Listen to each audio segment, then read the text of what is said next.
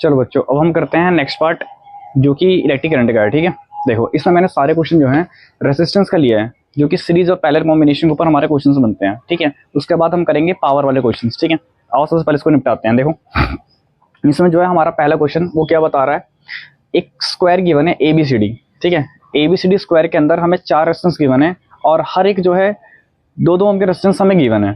हमें बताना है रेजिस्टेंस अक्रॉस 2 ओम, है ना, रेजिस्टेंस अक्रॉस 2 ओम नहीं, ए बी अक्रॉस बताना है क्या होगा। तो सबसे पहले हम इसका डायग्राम बना लेते हैं हम लोग। ठीक है, समझने के लिए हमें क्या गिवन है, एक स्क्वायर गिवन है। स्क्वायर पहले बना लो ऐसे, इस तरीके से। ये है ए, ये है बी, ये है सी, ये है डी। हर एक 2-2 ओम के रेजिस्टेंस हमें गिवन है इस तरीके से। ठीक है, देखो एक चीज में इसमें इस क्वेश्चन में एक की पॉइंट से बस आपको ये समझना है, जब वो कहे कि रेसिस्टेंस अक्रॉस ए बी का मतलब है जब भी बोलेगा ना अक्रॉस, उसके अक्रॉस आपको क्या करना है, एक बैटरी जो है बनानी है। जैसे मैंने इसको कहा, जैसे इसने पूछा रेसिस्टेंस अक्रॉस ए बी, तो आपको जस्ट इमेजिनरी क्या करना है, एक बैटरी बना लेनी है इस तरीके से, क्वेश्चन गलत ना हो। ठीक है, ये मैंने क्यों बनाया भी आपको पता चलेगा। जैसे ही मैंने इसके अक्रॉस एक बैटरी बनाई, तो कहने का मतलब है बैटरी से डायरेक्टली कनेक्टेड ये हो गया, है ना। तो इसका मतलब ये वाला तो सीरीज में है, आपस में सारे कॉम्बिनेशन इसके साथ पैरेलल में है। कहने का मतलब है इस क्वेश्चन का, जब भी बोलेगा resistance across A B C D, कुछ भी बोले, ए बी बोला है तो मैंने ए बी अक्रॉस से अगर एक बैटरी बना दी इस तरीके से, तो ए बी को अलग रखना है, बाकी सबको एक साथ रखना है। इसमें थोड़ा सा ट्विस्ट है, बस ध्यान रख लेना। अब क्या करते हैं, ये सारे के सारे किसमें, सीरीज में, इन सभी को ऐड करके इसके साथ पैरेलल में रखना है हमें। ठीक है, तो सबसे पहले इनको ऐड कर दूं, इनका नाम देते हैं, आसान हो जाएगा हमारे साथ थोड़ा सा। देखो ऐसा करते हैं, इसका नाम मैं देता हूँ R1, इसका R2, इसका R3, इसका R4। तो याद रखना R1 को छोड़ के R2, R3, R4 कैसे हैं, नेट रेजिस्टेंस निकाल देते हैं सीरीज का।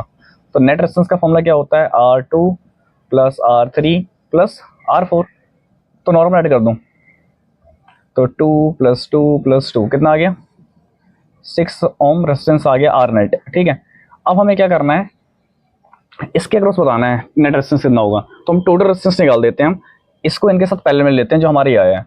तो मैंने अब फिर से निकाला रेजिस्टेंस इन पैरेलल का, तो 1/R1 प्लस 1/R नेट जो मैंने अभी निकाला, उन दोनों का हम सम ले लेते हैं डायरेक्टली पैरेलल में करके। 1/R1 की वैल्यू कितनी है 2, प्लस 1/R नेट की वैल्यू कितनी आई है 6। इसके बाद आपको एलसीएम लेना आता ही होगा, 2 और 6 का एलसीएम 6, 2 की टेबल 6 आता है 3 बार में, 3 × 1 3, प्लस 6 की टेबल 6 आता है 1 बार में, तो यहाँ गया 1, तो 3 + 1 4, 4/6। लास्ट में इसको क्रॉस कट भी कर देते हैं, 2 × 2 = 4, 2 × 3 = 6। लास्ट में ध्यान में उल्टा भी जरूर करना होता है, रेसिप्रोकल। तो रेसिप्रोकल करते हैं, हमारा आंसर आ गया 3/2, मतलब 1.5 ओम। तो याद रखना इस पूरे सर्किट का जो रेजिस्टेंस आया वो कितना आया, 1.5 ओम। तो ये है हमारा इसका आंसर। ठीक है, थोड़ा सा मैंने अच्छा क्वेश्चन लिया क्योंकि आपको दिख रहा होगा कि PYQ क्वेश्चन है, तो उसमें ऐसा ही आया, इसलिए मैंने आपको इस तरीके से बताया। चलो अब चलते हैं नेक्स्ट क्वेश्चन की ओर। अब देखो क्वेश्चन नंबर 42, इसमें हमें एक सर्किट गिवन है। ठीक है, तो सर्किट एक बार बना लेते हैं वापस से। सर्किट हमें गिवन है कुछ इस तरीके से, ये है सर्किट, जल्दी सर्किट बना लेते हैं। मेन चीज मैं बना रहा हूँ, ध्यान रखना, और ज़्यादा काम की चीज़ें हैं नहीं जो बीच से मैंने गायब कर दिया। ये गिवन है हमें इस तरीके से डायग्राम है। ठीक है, और इसमें हमें गिवन है ये 20 ओम का रेजिस्टेंस है, ये 10 ओम का है, ये भी 10 ओम का, ये भी 10 ओम का, और ये वाला 20 ओम का है ना, बाकी कुछ भी नहीं है। और हमें इस पूरे सर्किट का क्या बताना है, नेट रेजिस्टेंस बताना है क्या होगा।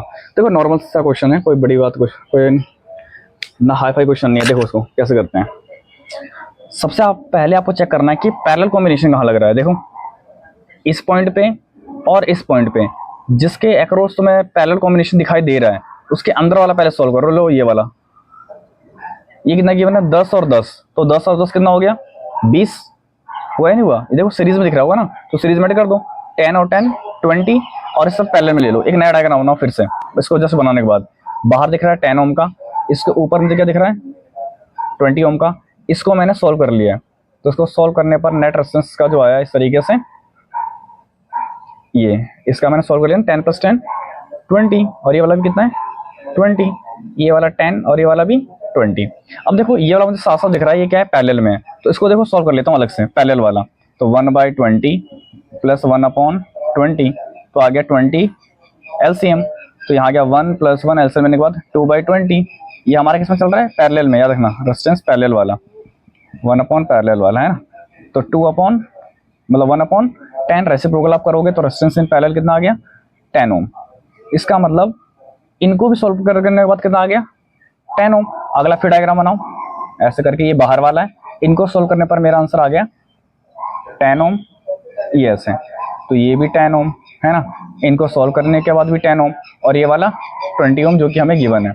अब देखो क्वेश्चन बिल्कुल सिंपल हो गया। अब इनको नॉर्मल ऐड कर दो क्योंकि हमें दिखाई दे रहा है सीरीज में, तो नॉर्मल आंसर आ गया हमारा 10 + 10 + 20, 10 + 10 + 20, तो हमारा आंसर आ गया 40 ओम।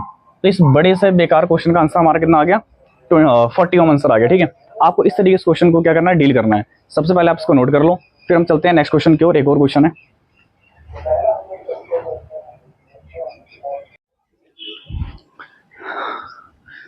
चलो बच्चों अब आते हैं हम नेक्स्ट क्वेश्चन की ओर, जो कि ये भी काफी रिपीटेड क्वेश्चन है। ठीक है, इस क्वेश्चन से हमें 3 चीज पता चलेगा।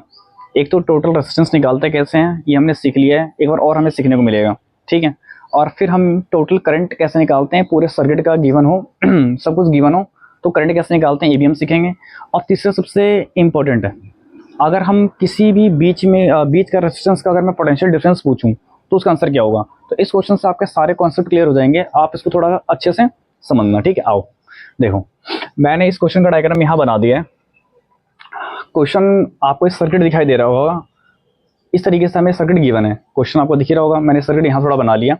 सर्किट में आपको क्या दिख रहा होगा, यहाँ एक रेजिस्टेंस का कॉम्बिनेशन बना रखा है इन लोगों ने, एक रेजिस्टेंस का कॉम्बिनेशन यहाँ बना रखा है, और बैटरी हमें यहाँ दे रखी है। अब क्वेश्चन पूछा है कैलकुलेट दी टोटल रेजिस्टेंस, ये हमारा फर्स्ट पार्ट, टोटल रेजिस्टेंस पूछा हमसे, नेट रेजिस्टेंस पहले पार्ट में, ये है हमारा फर्स्ट पार्ट। देखो टोटल रेजिस्टेंस हमें निकालना आता है, समझना क्या है, जो चीज़ पैरेलल में उसको सॉल्व कर दो। सबसे पहले इस केस को सॉल्व करो, ये वाले पार्ट को, इसका नाम मैं ए दे देता हूँ, इसको फिर बाद में सॉल्व करेंगे, इसका नाम मैं बी दे देता हूँ। ठीक है, पहले इसको सॉल्व करके सिंप्लीफाई कर देते हैं, इसको सॉल्व करके सिंप्लीफाई कर देते हैं, फिर नॉर्मल सीरीज में इसको ऐड कर देंगे। तो आओ पहले केस 1 को देख लेते हैं, ए पार्ट को। ठीक है, ए पार्ट किसमें दे रखा है, देखो पैरेलल में है, तो इसका नेट रेजिस्टेंस निकालते हैं। नेट रेजिस्टेंस ए वाले का तो आ गया 1/10 + 1/15 आ गया। एलसीएम लेना आपको आता ही है इस क्वेश्चन में, है ना, तो 10 और 15 का एलसीएम लेना है, ऐसा नंबर लेना है 10 15 का जो दोनों के टेबल में आते हो, है ना। तो क्या आ जाएगा हमारा एलसीएम 10 15 का 30, एलसीएम लेना आपको आता ही होगा। 10 की टेबल में 30 कितनी बार में आता है, 3 बार में, एंड 15 की टेबल में 30 कितनी बार में आता है, 2 बार में। तो आ गया हमारा आंसर 5/30। मैंने आपको बार बार समझाया है कि 1/r नेट है ये। ठीक है, इसका रेसिप्रोकल करना है लास्ट में जाके कटने के बाद 1/6। अब इसका रेसिप्रोकल कर दो तो नेट रेजिस्टेंस कितना आ गया हमारा, 6 ओम। कहने का मतलब है ए पार्ट का जो हमारा नेट रेजिस्टेंस निकल के आएगा सॉल्व करने के बाद, वो कितना निकल के आएगा, 6 ओम। ये आपको सबसे पहले ध्यान रखना है। सेम तरीके से हम बी वाले पार्ट का निकालते हैं, जिसका हमने बी नाम दिया है। अब देखो बी पार्ट का करते हैं सॉल्व, तो बी पार्ट का भी सेम तरीके से करते हैं, फॉर्मूला लगा के 1/r नेट की वैल्यू अच्छे समझना है इस वाले क्वेश्चन को, 1/60 + 1/40। अब बताओ सबसे पहले तो उसका एलसीएम आएगा क्या, ऐसा कौन सा नंबर लूँ जो दोनों टेबल में कट जाता हो, है ना। तो 60 और 40 का एलसीएम कितना आ जाएगा हमारा, 120। कितना आ गया, 120। 60 की टेबल में 120 कितनी बार में आता है, 2 बार में, तो 2 ऊपर चला गया। 40 की टेबल में 120 कितनी बार में आता है, 3 बार में, 3 ऊपर चला गया हमारा। तो आ गया 5/120, ये तो आएगा और क्या आएगा। अब इसको देखो काटो नॉर्मल, 5 2 = 10 बचेगा, 2 और 0, 5 4 = 20, तो आ गया 1/24। रेसिप्रोकल करो तो नेट रेजिस्टेंस कितना आ गया नीचे वाले का, 24 ओम। तो ये आ गया हमारा नीचे बी वाले पार्ट का आंसर, 24 ओम। ठीक है, अब हमें निकालना है कंप्लीट सर्किट का। अब हम कंप्लीट सर्किट कैसे निकालेंगे, इसका एक छोटा सा डायग्राम बनाते हैं नीचे, सिंप्लीफिकेशन वाला डायग्राम जो हमारा बन के तैयार हुआ है। इस पूरे को सोल्व करके मेरा एक नेट रेजिस्टेंस आया, इसको नॉर्मल बना देता हूँ, ये रहा। ठीक है, बैटरी मैंने लगा दिया नॉर्मल सी चीज़, इसको सोल्व करने पर एक नेट रेजिस्टेंस बना देता हूँ इस तरीके से। ठीक है, तो इसको सोल्व करने पाया 6 ओम, इसको सोल्व करने पर आया 24 ओम।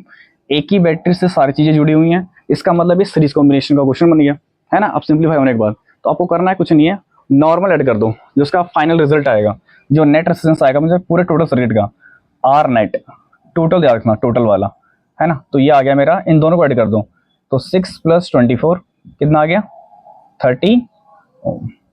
तो ये था मेरा पहले पार्ट का आंसर कि टोटल रेजिस्टेंस इस सर्किट का होगा कितना, तो हमने निकाल दिया 30 ओम। ठीक है, अब आते हैं इसके सेकंड पार्ट में। अब देखो इसका सेकंड पार्ट क्या रहा है। सेकंड पार्ट कह रहा है कि find the total current in the circuit. Total current बताइए इस सर्किट से कितना डेवलप होगा या कितना रिलीज होगा। तो हमने कहा ठीक है, तो हमने इसका सेकंड पार्ट निकालने जा रहे हैं, टोटल करंट। अब देखो हमें पता है according to Ohm's law V = I × R। R कौन सा, नेट रेजिस्टेंस जो पूरे सर्किट का है। ठीक है, वोल्टेज हमें क्वेश्चन में देखो पहले से गिवन है 15 वोल्ट, यहाँ पुट कर दो 15 = I = R net. R net कितना है 30 निकल गया है, इसको डिवाइड कर दो तो 15/30 = I, तो कट के कितना आ गया 2, 1/2 मतलब 0.5। तो हमारा करंट निकल के आ गया 0.5 एम्पियर।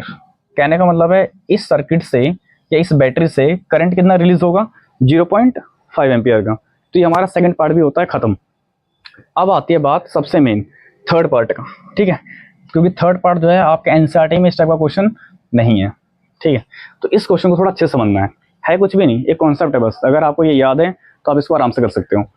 क्वेश्चन कह रहा है थर्ड पार्ट कि find the potential difference across 10 ohm and 15 ओम। देखो कह रहा है कि 10 ओम एंड 15 ओम के अक्रॉस कितना वोल्टेज डेवलप होगा, कितना पोटेंशियल डिफरेंस डेवलप होगा। अब आपको इससे पहले एक चीज़ पता होना चाहिए कि सीरीज और पैरेलल में एक चीज़ होती थी। सीरीज में क्या होता है, पोटेंशियल डिफरेंस जो होता है वो डिफरेंट होता है। जैसे R1 R2 जैसे हम बनाते हैं, समझाने के लिए अगर मैं आपसे बात करूं तो ये है। अगर मैं पूछूं कि ये सीरीज कॉम्बिनेशन गिवन है, इस तरीके से सीरीज कॉम्बिनेशन गिवन है, तो बताइए इसमें पोटेंशियल। हाँ, हमारे यहाँ तक हो गया था ना। अब आते हैं थर्ड पार्ट पे। थर्ड पार्ट देखो क्वेश्चन में क्या कह रहा था कि आपको पोटेंशियल डिफरेंस निकालना है अक्रॉस 10 एंड 15 ओम। डायग्राम में जिस तरीके से हमें दिखाई दे रहा है ये वाला, इसके अक्रॉस हमें निकालना है पोटेंशियल डिफरेंस। इसके लिए मैं आपको बता चुका हूँ कि जो वोल्टेज होता है, जो पोटेंशियल डिफरेंस होता है वो सीरीज के अंदर डिफरेंट होता है एंड पैरेलल में क्या होता है, सेम होता है। तो इसके हिसाब से देखो एक ये कॉम्बिनेशन एक ये कॉम्बिनेशन है, तो सीरीज है, तो सीरीज में पोटेंशियल डिफरेंस क्या होता है, डिफरेंट होता है। तो सबसे पहले हम क्या करते हैं, इसका पोटेंशियल डिफरेंस निकाल देते हैं। इसी का हमें निकालना भी है वैसे भी। तो थर्ड पार्ट में हम क्या निकालते हैं, पोटेंशियल डिफरेंस अक्रॉस ए निकाल देता हूँ, है ना। तो वो क्या होता है I × R। R कौन सा रखना है, जिसके अक्रॉस हमें निकालना है, इसके अक्रॉस निकालना है ना R। तो इसका R देखो मैंने सॉल्व करके 6 निकाला था, तो इसके अक्रॉस निकालते हैं।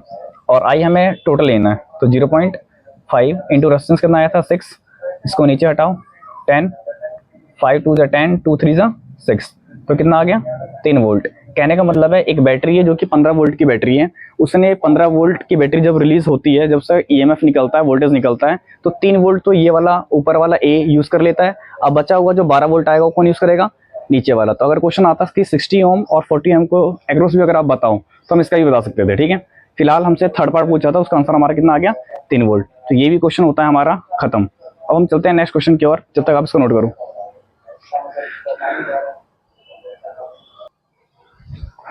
चलो हम नेक्स्ट क्वेश्चन की ओर आते हैं। देखो नेक्स्ट क्वेश्चन हमें क्या कह रहा है, 2 ग्राफ गिवन है। ठीक है, 2 ग्राफ हमसे पूछा है, देखे कि किस ग्राफ का रेजिस्टेंस ज्यादा होगा ये बताइए। तो देखो मैं दोनों ग्राफ एक बार ड्रॉ करके आपको समझा देता हूँ। पहला ग्राफ हमें गिवन है इस तरीके से, ठीक है, VI ग्राफ गिवन है। पहले में बोला कि यह है रेजिस्टेंस इन सीरीज, नहीं रेजिस्टेंस इन पैरेलल, और दूसरे में रेजिस्टेंस इन सीरीज। कह रहा है कि ग्राफ 1 सही है या ग्राफ 2 सही है। ये ग्राफ एक और गिवन है हमें, यहाँ गिवन है रेजिस्टेंस इन सीरीज और ये गिवन है रेजिस्टेंस इन पैरेलल। सेम यहाँ भी ये I ये V। ठीक है, VI ग्राफ हमें गिवन है, बताना है कि विच इज करेक्ट इन, ये फर्स्ट ग्राफ है और ये सेकंड ग्राफ है। ठीक है, आपको बताना है कि इन दोनों में से कौन सा ग्राफ सही है। अब थोड़ा देखो दिमाग लगाओ, क्योंकि हमने ओम्स लॉ पढ़ चुके हैं पहले से ही। अब थोड़ा क्वेश्चन को घुमा रहा है ये। हम लोगों ने क्या पढ़ा था कि जो रेजिस्टेंस होता है सीरीज में वो काफ़ी ज़्यादा होती है उसकी वैल्यू। आपने देखा होगा ना, R1 R2 R3 को जब ऐड करते हैं तो उसकी वैल्यू ज़्यादा आती है, अब पैरेलल में रेजिस्टेंस की वैल्यू थोड़ी कम हो जाती है। तो हमें ये तो पता है कि रेजिस्टेंस जो होता है सीरीज में वो काफ़ी ज़्यादा देता है। और हमने VI ग्राफ में भी पढ़ा था, जिसका स्लोप ज़्यादा उसकी रेजिस्टेंस ज़्यादा, ये भी हम पढ़ चुके हैं। तो बस ये ध्यान रखो कि रेजिस्टेंस जो होगा पैरेलल का वो कम होता है, रेजिस्टेंस सीरीज का क्या होता है, ज़्यादा होता है। इसका मतलब ग्राफ 1 क्या है, सही है, ग्राफ 2 गलत है, क्योंकि रेजिस्टेंस इन सीरीज कभी भी कम नहीं हो सकता। हमेशा सीरीज और पैरेलल में जब कंपैरिजन होगी तो हमेशा रेजिस्टेंस सीरीज जो है वो ज़्यादा आएगा, तो ये वाला ग्राफ सही दे रखा है, ये वाला ग्राफ क्या है हमारा गलत। ठीक है, हम एक चीज़ और रिवाइज कर लेते हैं वापस से कि रेसिस्टेंस जो मतलब वी आई ग्राफ का जो स्लोप है हमें क्या देता है, रेसिस्टेंस देता है, R equal to V upon I होता है। ये चीज़ आप ध्यान रखना हमेशा। ठीक है, और एक चीज़ और ध्यान रखना, रेसिस्टेंस जो होता है वो इंडिपेंडेंट होता है वोल्टेज एंड करंट के। कहने का मतलब है रेसिस्टेंस जो है वोल्टेज पे डिपेंड नहीं करता और ना ही करंट पे डिपेंड करता है। ठीक है, आपको ऐसा लगेगा कि फॉर्मूले में तो वी भी है आई भी है ना, आपको लगेगा अगर मैं वोल्टेज को डबल कर दूंगा तो रेसिस्टेंस भी डबल हो जाएगा। गलत, क्योंकि इससे पहले ओम्स लॉ क्या कहता है, वी डायरेक्टली प्रोपोर्शनल टू आई।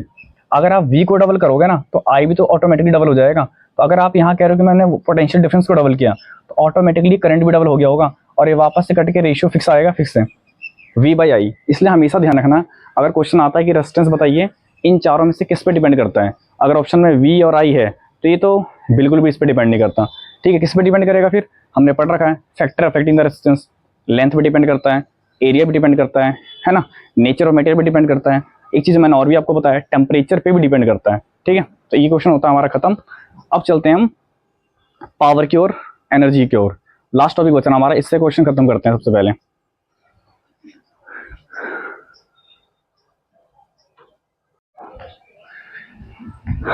हाँ जी बच्चों, अब हम आते हैं हीटिंग इफेक्ट एंड पावर के टाइप के क्वेश्चन पे। ठीक है, क्योंकि हमने रेजिस्टेंस तक तो खत्म कर दिया है, अब हमारा बचता है हीटिंग इफेक्ट पे कुछ इंपॉर्टेंट क्वेश्चन एंड पावर से रिलेटेड कुछ क्वेश्चन। ठीक है, देखो मैंने एनसीईआरटी क्वेश्चन इसमें बहुत कम करवाए हैं क्योंकि मैं मान के चल रहा हूँ कि आप एनसीईआरटी क्वेश्चन कर लोगे।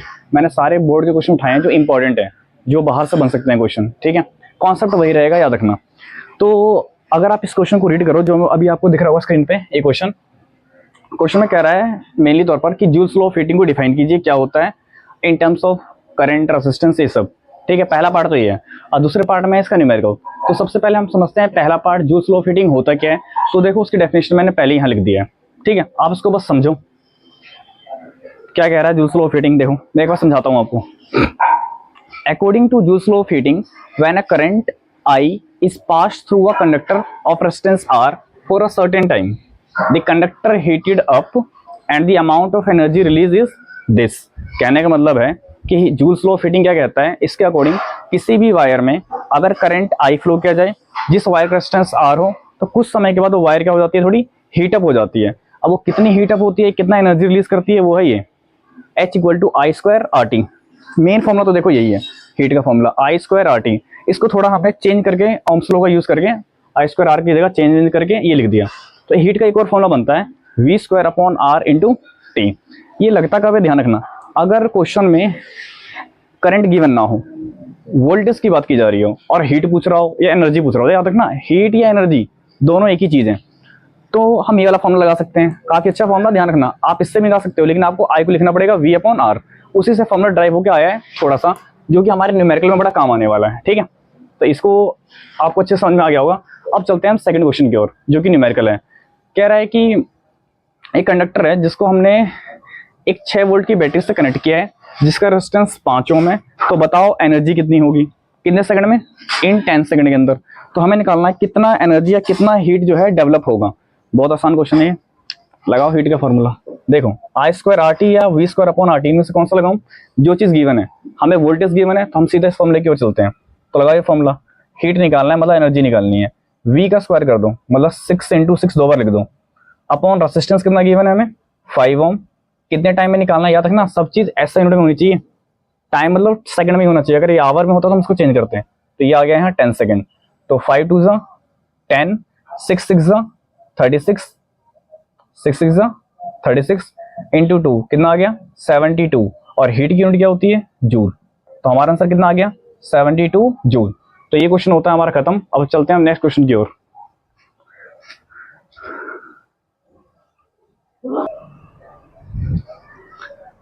चलो बच्चों, अब आते हैं हम नेक्स्ट क्वेश्चन की ओर। नेक्स्ट क्वेश्चन क्या कह रहा है, एक इलेक्ट्रिक केटल है जो कंज्यूम करता है 1 किलोवाट पावर एंड 220 वोल्ट पे जो है ये काम करता है। मतलब वोल्टेज जो है 220 वोल्ट है, किलोवाट से मैं पहचान गया कि ये पावर गिवन है। कह रहा है कि जब ये काम करता है तो उसके लिए मिनिमम कितनी रेटिंग होनी चाहिए फ्यूज़ की, मतलब करंट की वैल्यू कितना होना चाहिए मिनिमम, जिससे मेरा ये फ्यूज़ होने से बच जाए। ठीक है, जो मेरा डिवाइस है। बहुत आसान क्वेश्चन है, देखो ये 1 नंबर में आएगा, याद रखना इस बार भी आएगा। इसके लिए आप फॉर्मूला लगाओ बेसिक। पावर का फॉर्मूला होता है वोल्टेज इंटू करंट पावर कितना गिवन है 1 किलोवाट है ना, तो लिख दो 1 किलोवाट, लेकिन याद रखना हमेशा वाट में चाहिए होता है तो उसको चेंज कर देंगे अभी 1 किलोवाट। एंड वोल्टेज कितना गिवन है 220 वोल्ट। हमें क्या निकालना है करंट, तो करंट निकालने के लिए इसको डिवाइड देंगे। 1 किलोवाट में कितने वाट होते हैं 1000 वाट, तो 1 2 3 जीरो लगा दिया, नीचे कितना आ गया 220 वोल्ट इक्वल टू करंट। 10 से 10 कैंसिल है ना, 11 से किससे काट देते हैं इसको 2 से काट देते हैं, 250 जा 100, 2 11 जा इतना, ठीक है 11 4 जा 44, 4.5 समथिंग आ जाएगा ये 4.5 एम्पियर करंट। करंट कितना आ गया हमारा 4.5 एम्पियर। लेकिन ऑप्शन देखो, ऑप्शन में क्या गिवन है 1 ampere, 2 ampere, 3 ampere, 4 ampere, 5 ampere, है ना, ऐसा मान लेते हैं गिवन है, 4 ही ऑप्शन है वैसे तो।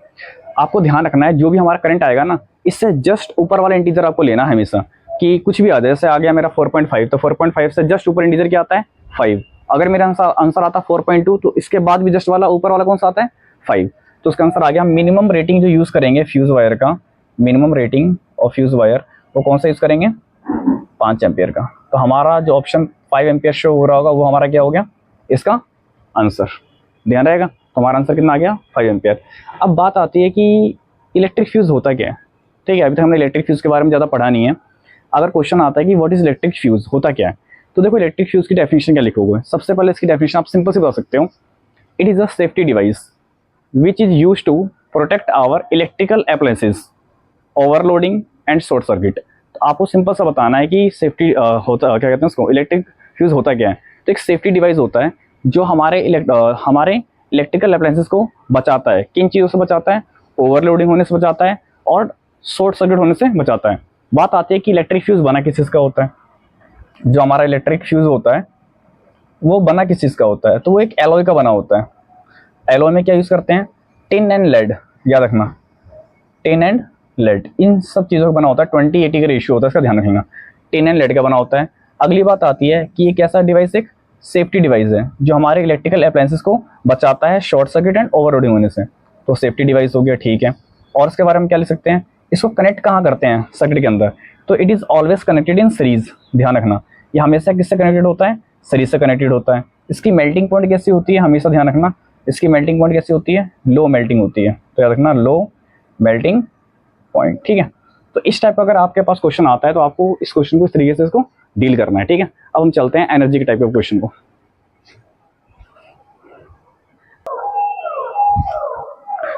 चलो बच्चों अब आते हैं हम नेक्स्ट क्वेश्चन की ओर। ये काफी इंपॉर्टेंट क्वेश्चन है, केस बेस्ड स्टडी में बनता है, याद रखना। काफी 3 साल से मैं इसको देख रहा हूँ, 3 साल से जो है इस टाइप के क्वेश्चन केस बेस्ड स्टडी में ज्यादा आ रहे हैं। तो आपको बोर्ड में एग्जैक्ट क्वेश्चन तो नहीं, लेकिन हाँ डिजिट चेंज करके मिल सकता है, लेकिन कॉन्सेप्ट बिल्कुल सेम रहेगा। तो आप इस तरीके से करना जिस तरीके से मैं करूंगा, ठीक है। देखो क्वेश्चन कह रहा है कि एक हीटर है जिसकी पावर 4 किलोवाट है, ठीक है, और कितने वोल्टेज पे काम करती है, 220 वोल्ट पे काम करती है। तो पहला पार्ट इन लोगों ने पूछा है कि करंट कितना जनरेट होगा ये बताइए। सेकंड पूछा है कि एनर्जी कितनी होगी 2 घंटे में ये बताओ। फिर तीसरा पूछा है कि अगर 1 किलोवाट आवर की, हाँ 1 किलोवाट आवर का अगर चार्ज है 4.5 रुपये, 4.5 रुपीज़, तो टोटल कॉस्ट कितनी आएगी टोटल एनर्जी की, ठीक है। तो आप सबसे पहले एक एक करके हम क्वेश्चन को निपटाते हैं। सबसे पहले हम करते हैं करंट निकालते हैं। तो देखो वोल्टेज गिवन है, पावर गिवन है, करंट निकालना है। तो एक रिलेशन हमें पता है, वो रिलेशन क्या कहता है आपको पता ही होगा, power equal to voltage into current, वही हम लगा देते हैं। तो हमारा आ जाएगा power equal to voltage into current. Power कितना गिवन है हमें 4 किलो वाट, है ना, 4 किलो वाट, वोल्टेज 220 इंटू में करंट, है ना। तो हमें पता है कि किलोवाट में नहीं पावर यूनिट होती है वाट, तो उसको चेंज कर दो, 1 किलोवाट में 1000 वाट होता है ना। तो 1 2 3 ये नीचे ले आओ, 220 volt equal to current. Calculation कर देते हैं जल्दी जल्दी, 0 0 कैंसिल, 2 से कट करते हैं, 2 11 जा 22 एंड 2 2 जा 4, 0 का 0, तो आ गया 200 upon 11 equal to I. Calculate करो कितना आएगा देखते हैं, 11 1 जा 11 गया, 9 और 0, 11 8 जा 88 बचेगा 2, है ना। तो 11 1 जा 11 पॉइंट लगा के तो 18.1 लगभग एम्पियर आ जाएगा, तो 18.1 एम्पियर ये है हमारा करंट फर्स्ट पार्ट का, ठीक है। अब बात करते हैं हमें निकालना है एनर्जी। अब देखो पावर हमारे पास है और एनर्जी निकालना है। हमेशा एनर्जी निकालने के लिए फॉर्मूला होता है, याद रखना, energy equal to power into time. यहाँ कंडीशन क्या है, पावर होना चाहिए किलोवाट में, किलोवाट में, और यहाँ टाइम किस में होना चाहिए, आवर में, ठीक है। नहीं है तो लाना पड़ता है। अब सेकंड पार्ट में देखो सब कुछ गिवन ही है, एनर्जी पूछ रहा है 2 घंटे में कितना होगा, पावर हमें गिवन है किलोवाट में, वो है 4 किलोवाट, टाइम कितना गिवन है 2, तो आ गया 4 2 8, तो 8 kWh इतनी एनर्जी जो है वो कंज्यूम करेगा। अब देखो थर्ड पार्ट में क्या पूछा है इन लोगों ने, थर्ड पार्ट में पूछा है कि अगर 1 kWh की वैल्यू 4.50 रुपीज़ है तो जो टोटल कॉस्ट आएगी, टोटल एनर्जी कितनी आएगी, तो हमारी टोटल एनर्जी कितनी आई इतनी, तो टोटल कॉस्ट निकाल दो। टोटल कॉस्ट आ जाएगी हमारी 8 इंटू 1 kWh की वैल्यू हमारी कितनी है 4.5 है ना, 4.5। इसको सॉल्व कर दो नॉर्मल, डेसिमल हटा दो, उसका 10 हटा दो, कैलकुलेट करो, 8 5 ज़ा 40, कैरी गया 4, 8 4 ज़ा 32 और 4 36, 360 अपॉन में 10, 0 0 कैंसिल, आ गया 36, ठीक है। kWh हमसे पूछा तो है नहीं कि जूल में बताओ, तो हम यहीं ला के इसको छोड़ देंगे, ये होता हमारा फाइनल आंसर। इस टाइप का क्वेश्चन में आपको यहाँ तक करना है, ठीक है। एक क्वेश्चन और करवाऊंगा आपको इस टाइप का, फिर ये हो जाएगा हमारा खत्म। चलो नोट करो।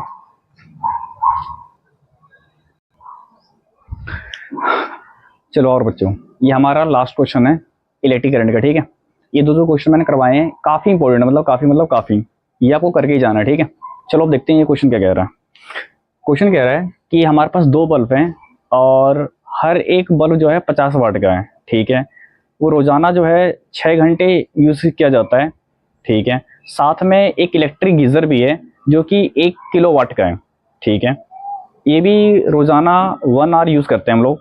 तो आपको टोटल एनर्जी बतानी है 30 दिन की कितनी होगी, किसी महीने की 30 दिन में कितनी एनर्जी टोटल डिसिपेट होगी एक महीने में, ये बताना है। और साथ में बताना है कि टोटल कॉस्ट कितना आएगा अगर 8 रुपीज़ पर kWh है तो, ठीक है। हम देखो उसको 2 केस बना के करते हैं, क्योंकि नहीं तो ऐसे कन्फ्यूजन हो जाएगी अगर मैं एक साथ कर दूंगा।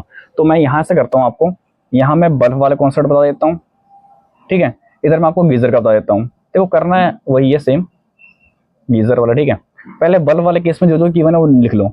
पावर गिवन है एक बल्ब का 50 वाट, तो 2 बल्ब का कितना हो गया 100 वाट, तो 100 वाट हमें गिवन है, ठीक है। और दूसरी चीज़ हमें टाइम गिवन है 6 आवर, ठीक है। निकाल देंगे एनर्जी आराम से, कोई दिक्कत नहीं है। आओ सबसे पहले एनर्जी यूज़ करते हैं इस वाले इसके लिए हम लोग, तो हम लोग इसके लिए एनर्जी लगाते हैं। एनर्जी का फॉर्मूला क्या होता है,